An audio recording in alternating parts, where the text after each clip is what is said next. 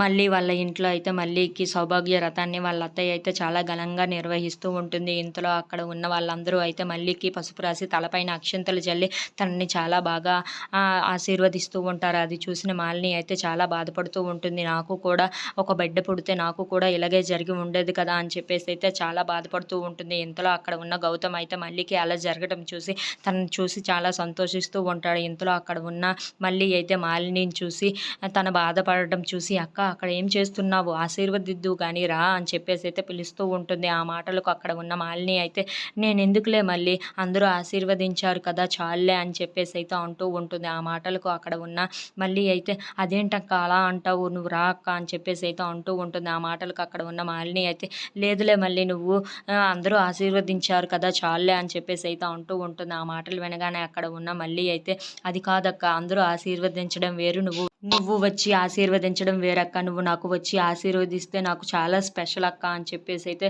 నువ్వు రా అక్క అని చెప్పి పిలుస్తూ ఉంటుంది. ఆ మాటలు విన్న అరవింద్ అయితే మాలిని వెళ్ళు వెళ్ళు ఆశీర్వదించు మళ్ళీని అని చెప్పేసి అయితే చెప్తూ ఉంటాడు. ఆ మాటలు విన్న మాలిని అయితే సరే అని చెప్పేసి అయితే అక్కడి నుండి లెగిచి మళ్ళీ దగ్గరికి అయితే వెళ్తూ ఉంటుంది. అది చూసిన మళ్ళీ అయితే అక్క దా అక్క నువ్వు ఆశీర్వదిస్తే నాకు చాలా మంచి జరుగుతుంది అక్క అని చెప్పేసి అయితే అంటూ ఉంటుంది. ఆ మాటలు విన్న మాలిని అయితే సరే అని చెప్పి మళ్ళీ దగ్గరికి వెళ్ళి పసుపు పోసి తలపైన అక్షంతలు జల్లి అయితే ఆశీర్వదిస్తూ ఉంటుంది. ఇంతలో అక్కడ ఉన్న మళ్ళీ అయితే అలా చేయడం చూసి చాలా సంతోషిస్తూ ఉంటుంది.